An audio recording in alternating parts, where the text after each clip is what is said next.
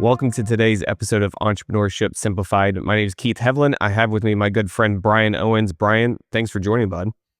Thank you for having me. Absolutely. So tell me a little bit about yourself. Tell me a little bit about your journey. Tell us about your company. Wherever you want to start, but basically just trying to share your experience in entrepreneurship. Well, yeah, sure. I don't know. I guess I did start off as an electrician in the oil field. I love the work. I did. I just didn't like the instability, traveling a lot on the road. Of course, the money's great, but sometimes money's not worth family. Sure. So eventually, started to see what I could do this on my own instead of working for somebody else. And, wanted to branch into something a little bit more, not such a high stress and high safety issue. So started doing residential commercial here in Corpus Christi, so. So what did that transition look like for you? Like you just said, hey, I'm not going back to the oil field, like jump in? Well, yeah, like I literally did all the things that I was always told not to do. Sure. Don't quit your job to start another business. Make sure you have income coming in before you start this. Sure. I did all the things that I was not supposed to Sure. do, and I just took a leap of faith. I mean, literally, I went from 6-figure plus job to zero income, Yes. So I literally went from that and just literally took a leap of faith and just started pushing and saying, hey, I'm going to do this and I'm going to make it happen. And 9 years later, we've done pretty well. Yeah. So, I mean, from my experience, best electrician in Corpus Christi. I don't know if that's true or not. Well, thank you. I'm going to say it is. Yeah. I'll back you up. I mean, you've never not been able to fix something for me. And there's been a few things that make me just sit there and scratch my head and go, how did I screw this up? So, well, houses are easy, I mean, when it gets down to it, a house is easy. Sure. It's the only problem is who's the person that didn't know what they were doing, who you're coming behind. Right. That's the problem. Absolutely. A lot of times. Absolutely. So, but I mean, really just decided, hey, I'm going to do this. I wanted to focus more on my family and be able to be there for my son. Sure. And so just pretty much said, I'm going to go out and start my own business doing electrical contracting. There you go. So how'd that work? Did you set up an LLC or did you just start like, hey, I'm doing my own thing, or how'd that work? No, a little bit of research on the internet, of course, myself. And then, from other family members being in business too, I went out and reached out to them, Sure. of course. But I did know that I needed to incorporate. I needed to do some type of LLC. Yeah. And from, research on the internet and stuff like that, that's what I decided the path that I was going to go, and pretty much formed my own LLC on my own. There you go. Basically, it was a little bit difficult. I did do some things wrong. I didn't have, professional guidance. Sure. I read what I was supposed to do. And then, of course, when I hired a CPA, when I was moving forward on that, they kind of tweaked it a little bit and said, hey, we're going to help you out on this. Yeah, well, that's good. So, but still have the drive and the initiative, like no matter what, I'm going to keep moving forward. Yeah, absolutely. So what were the biggest challenges that you faced in that first year? I mean, the majority of small businesses, I think it's like 80% fail in the first year. It's nuts. Yeah. I could see the biggest thing is, a lot of people start thinking like, I'm going to be a business owner, instant income. Sure. No. Doesn't happen that way. Yeah, you start out with nobody knowing that you're doing the work. Yep. No, you might have a little bit of leads, but the biggest issue was the lack of volume of work coming in. So, I mean, every bit of money that's coming in, it's going out to support the business to keep you, operating. So I would say in the first 9 months was really difficult, from really pushing every little avenue I could find to get work, whether it was even word of mouth, knocking on doors, Sure. stopping off at real estate companies saying, hey, we can provide electrical services for y'all for your rental properties. So that work really didn't start picking up and getting a momentum of work coming in was for the first 9 months to a year. And it's very discouraging. Oh yeah. I mean, especially when you're wanting to take on big jobs, but you don't really have the income coming in to support that big job. I mean, there's only so much that can be, allocated for that job of keeping it going. So the biggest hurdle was definitely the amount of work coming in to where it's like, hey, if I'm not getting work by now, I'm just going to quit. Sure. And it got to the point. So making sure you're consistent with it was a huge factor. So I would say the amount of work coming in and getting my name out there. Yeah, it was very discouraging. I think some people, they get to that point where you're talking about that you are, and they have a hard time getting it, like being motivated to get out of bed, go to work yet again today, and you might not get anything today. It's tough. Well, yeah, it can be. Yeah, I mean, especially with electrical contracting, I think it'd be difficult, especially because you're trying to look for, specialized skilled help, other than somebody that you can train. You have to train somebody over 4 years to be able to get them to go on their own and have to get them licensed and everything. So, but yes, it can be just like any aspect to any business, it can be very difficult. Yeah. So the consistency factor. Yeah. So my experience with you, obviously I don't have this with all my guests, but my experience with you was the best thing about you is every time I call, I get an answer and you show up. So that in the Corpus Christi area, that's not exactly always the case. So that can be a differentiator. But how did you go about, like, other than knocking on doors, did you do any other type of marketing? Like, because I don't think you've ever done digital marketing or anything like that, right? I mean, you have a website and you have a Google business profile, but you haven't done much, right? Yeah.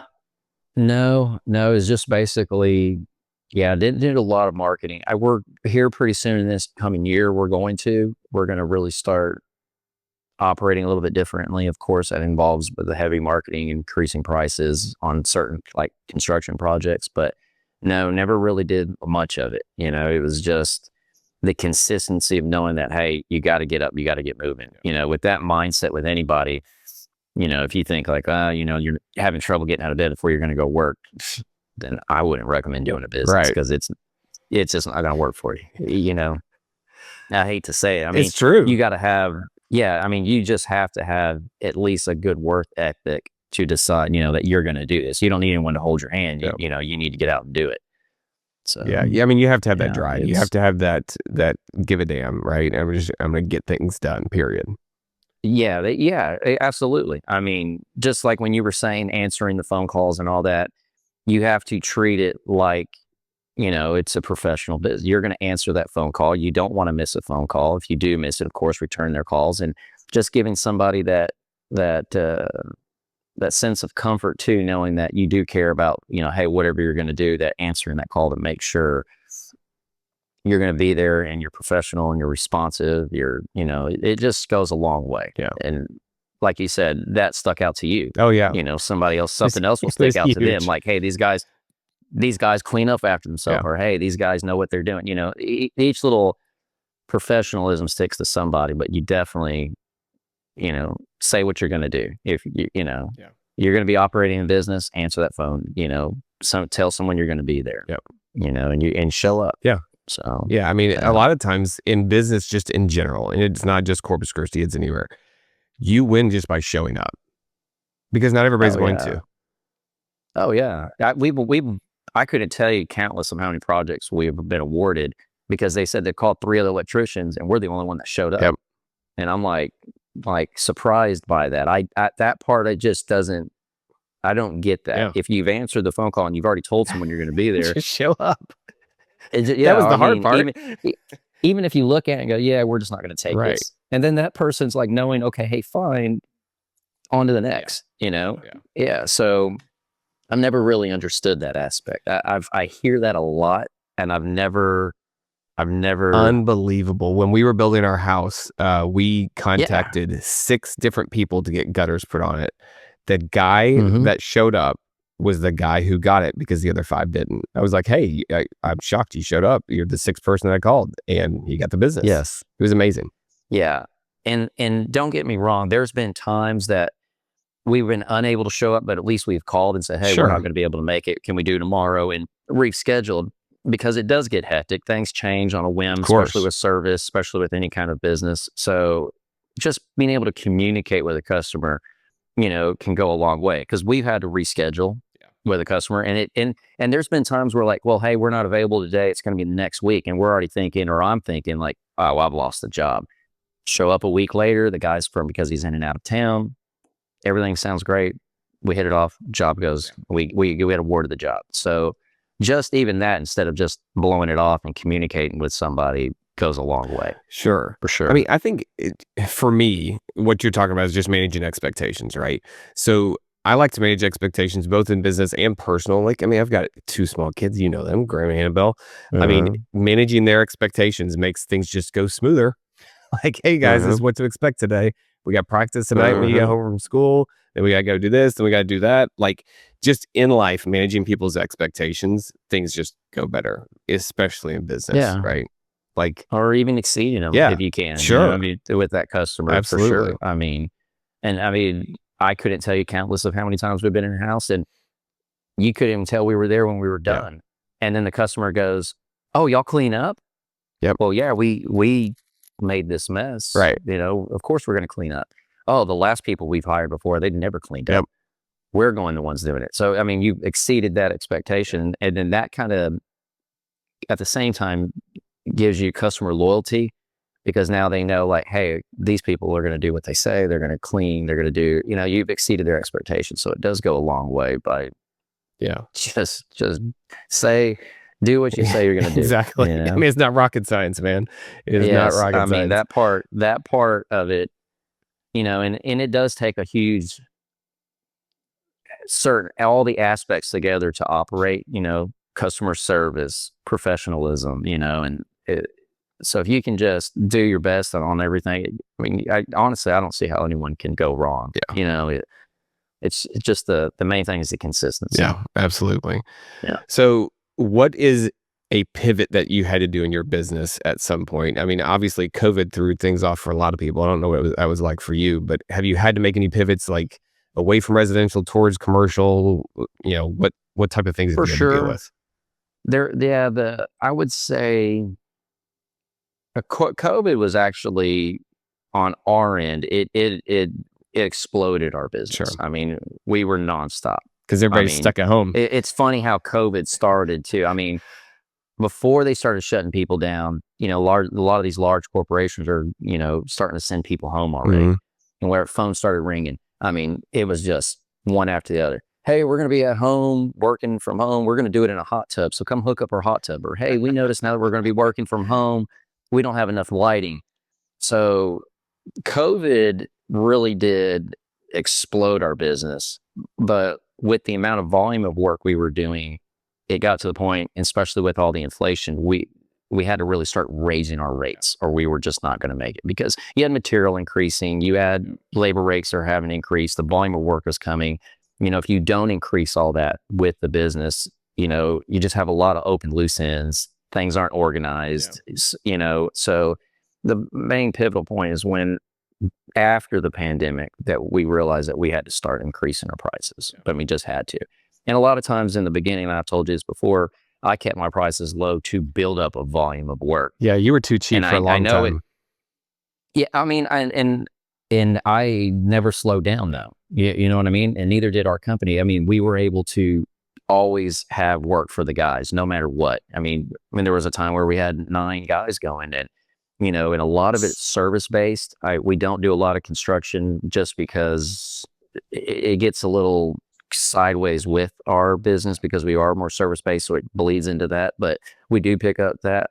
But definitely pivotal point is knowing that we have to raise our rates with the economy change, with the, you know, with everything changing. So that was a huge factor, because I mean, you start wondering, like, okay, hey, if you do start raising your price now, you're going to start increasing that number. Yeah. Are you going to start losing jobs? Right. You know, and I know of a flaw in me that I will always hate to hear no. Like, no, we're going to get the job, you know. So I had to learn also at the same time, like, hey, even if I lost the job, it's okay. There's going to be another one, and it's going to make, it's not just for me, it's also for the whole business, that it just how you have to operate. So definitely pivotal point was increasing prices. And charging fairly. Yeah, absolutely. So, Yeah, I mean, I told you for you years, know, my gosh, I was like, you are way too cheap for what you hey, offer. And I mean, it worked out well, but yeah, I mean, that is one of those things. Like, because again, as you start to bring on employees, more trucks, right? More gas, more yeah, insurance. yeah. Like, There's just no, yeah. yeah, just keeps going. It's just inevitable with any business. Yeah. Once it grows, so does your overhead and Yep. so on and so on. So yeah, but people know who've worked with us for over the last 9 years. They know like, hey, all right, I'll pay the extra because I know these 100%. guys are going to come in and do what they have to Yeah. do. So Yeah. So, yeah, definitely increasing prices was just a yeah. must. So You know, when did you hire your first employee? Like, how far into this were you before you actually hired your first employee? uh, I would say probably about 4 months in. Okay. So pretty quick. Because yeah, I mean, yeah, I would say it was at least a minimum of 4 weeks because you still have to hire somebody no matter what to say, hey, I'm going to need you to do this, this, and this, and then you're answering phones or you're putting a bid together. Sure. Because there's a lot of downtime of putting bids Yeah. together. People don't know who you are. You're making extra phone calls to follow up on that bid instead of it coming towards Sure. you. And so, yeah, in the first 4 months, we definitely started helping helpers. But I mean, we went from, one employee in 4 months to by the end of the 9th month, we had 7. Wow. I mean, we just like all the bids that we were putting in just all started getting approvals. I mean, we went from, 6 3,000 square foot condos to 70 boat barns to 100-foot slip RV park, and it just all dumped on us all Sure. at the same time. And, we just started hiring people to fill the jobs, and it just was literally like a slingshot. I mean, felt to where you were going to give up and to where Yeah. it just, Like, how am I going to keep up? I mean, yeah, I mean, that too, that absolutely as well. Yeah. So, but, you just keep figuring it out, I mean. So what do you think has been your biggest setback or failure that you've encountered in owning your own business? Well, there's of course a couple. I mean, there's never just one. I mean, one of the ones that I was just speaking of is learning to accept to say no. Sure. This is our price. Second is definitely employees.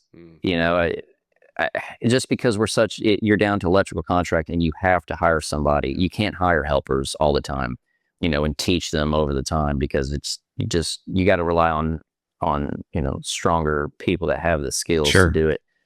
So a mixture with both of those, I would say. I mean, because there's been times where I accepted the job just knowing because we were slow and really didn't make much of a profit. Kind of maybe I would say lost, but still didn't knock it out of the park. While 2 days later, accept a job that we had a bid on. That's where I could have focused everything to instead of squeezing this one, and then it put me in a bad bottleneck. So failure wise of just learning to accept, the smooth transition of everything between each jobs and increasing that price, and then also hiring people. That finding those people to do the work. It's kind of a mixture between there. Finding people is yes, tough. I mean, it doesn't matter what the industry is. It's just tough. Like finding people that will Yeah. actually show up, do what they say they can do. But then when you get those people, you got to hold on to them, right? Well, Oh, for sure. Yeah. I mean, there's no doubt that they're valuable to you, and if you can pay them more, it's worth it. Yeah. Absolutely. Yeah. Never had a problem with that. It's just a matter of finding the person that find them to begin that with. says like same thing. Yeah. You're hiring this person and they're saying they know how to do this, and you put them out there and they don't. Yep. So now you're back to square one, and then back to failures and experiences with it all. Learning how to vet them a little bit better, put them through a little training course, give them a test. I've even started making little setups in the shop before we hire Sure. them. Like, hey, can you wire this 3-way switch? And it's something simple. They should know that they're saying they're a journeyman when you're hiring them. I mean, and it's been funny. There's been time like they go, well, they didn't teach us that.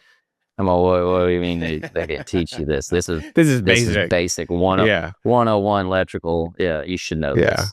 So That's funny. It does, but learning from that. And then also I would say here's another failure point that I guess in big learning experience was the whole structure of the business, besides not the property, no, I mean, not property, I'm sorry, income taxes and things of that, sales tax, Mm-hmm. the whole structure of the business in the first couple of years wasn't really set up right. And that in itself kind of was a setback and like, oh, we need to do this. This Sure. CPA that we hired is not setting us up correctly. Sure. So that was another huge factor, and doing our own homework on the end, instead of thinking that we hired this guy, this professional to do it right, knowing that, hey, we're not set up correctly. And there has been some auditing on our end for sales tax, and it has bit us, but move forward and learn from it. Sure. But that in itself too. Yeah. I mean, it's kind of like hiring the cheapest electrician, right? Just because it's the cheapest doesn't make it a good fit. Like, I mean, Correct. you get what you pay for a lot of times. So, And and I always tell customers this. I'm sitting there and like, I just left a house a while ago before I came here. And I'm like, what did they do? Look at this. Look at this. We're up in this attic and looking, and I'm like, I couldn't tell you, but if you think it's expensive hiring a professional, wait till you hire an amateur. yeah. Yep. Because you're going to open up the floodgates to everything else, and it's true. I mean, yeah, you see a price, for something that makes you cringe a little bit, but they're going to be there. They're going to get the job done. Now you're having to hire somebody else back. Yep. For the almost close to the same amount that it would have been the original Sometimes quote more. that you gave somebody, because they have to rip all that stuff out. Exactly. Now you paid somebody Yep. X amount of dollars to just mess everything up for you. Oh, and potentially burn your house So- down. So you got that going for you too. There is that factor Yeah. as well. I mean, it Safety. people, a lot of customers, I would say, kind of, a lot of people, let's just say, get complacent to that, Mhm. thinking like, it's not possible. Yeah. No, it is. And Yeah. it is. Yeah. Oh, absolutely. I mean, I've seen some stuff over the years, like, oh, that's why that code Mhm. is there. Yep. And because you're coming into a lot of it, no matter what you've been, however long you've been doing it, it still doesn't click. Yeah. Like, that's ridiculous. Neutral and ground can land together in the panel. There's nothing wrong with Right. it. But if that connection's loose, it sits there and arcs and back feeds and Sure. can create bigger issues for sure. Yeah. So yeah. Well, so what's one thing you wish you would have known before you got started? Like, if you could pick one thing and say, man, I wish somebody would have told me this. That's a good question. Don't do it. No. No. Because at the end of the day, I do enjoy the work. I mean, you really do. I mean, no one would be able to operate as long as anyone has, saying they completely hate it. But I guess if anything, definitely being careful who you hire. We've had some issues where, back to the hiring, definitely structure of the business. Because like I said, with the sales tax issue that we had, and we just were not completely set up correctly. Yeah. We were good enough, Yeah. but there was some stuff. So with anything, take time in the startup aspect of it, even if it's going to cost you an extra month. Sure. That's probably all it would have really cost, instead of having, a domino effect of costing you months of issues to correct it. So back to the beginning, making sure, the structure of the business of what you're forming is done correctly. Because, like I said, we formed the LLC, but there were some little critiques here and there that we should have done, putting names in certain spots. Not too bad, but we were able to do it on our own. And then also setting up, how we would have done everything to create a streamline of getting us there, instead of having to go back and iron it all out, which does take a lot of downtime of having to pull me out of the field and then having those meetings and getting it all back ironed out. So Yeah. I mean, I guess if anything, somebody to say, hey, look, if you're going to do this, you're going to need to do it like Yeah. this. I think that's kind of like an insurance policy, really. It's like, hey, you got to spend some money up front, but the long-term benefit of this is huge, right? Just making sure it's done correctly. Because yeah, you can do it yourself. As you found out, you can also do it incorrectly. Yeah, I mean, I was like, oh, okay, you're right. Yeah. And of course you learn from your mistakes, but sometimes that value in gold of getting someone to be able to do it for you and say, hey, this is what you should be doing, could be worth it immensely by instead of paying all the downtime in the long run. 100%. I mean, it's a lot cheaper. Yeah.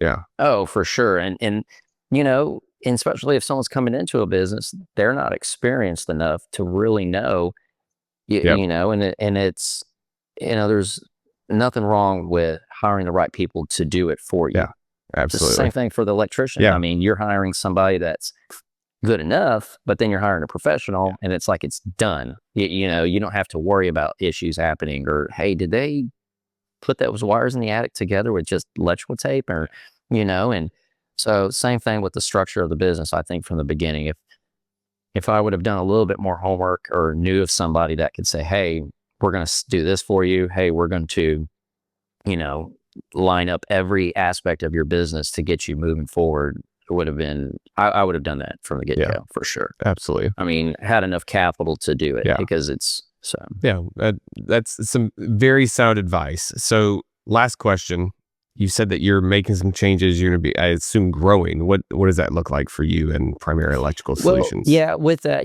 I mean, here, I was really strongly thinking, you know, Corpus Christi's markets so much. I mean, it really is. So knowing that San Antonio with bigger city have more commercial aspect, we really do think by the end of the year, we probably might start doing something in San Antonio to where we can have nothing but commercial done out there and build that up and then kind of flip that back into Corpus and bleed out of the residential and just start getting nothing but commercial.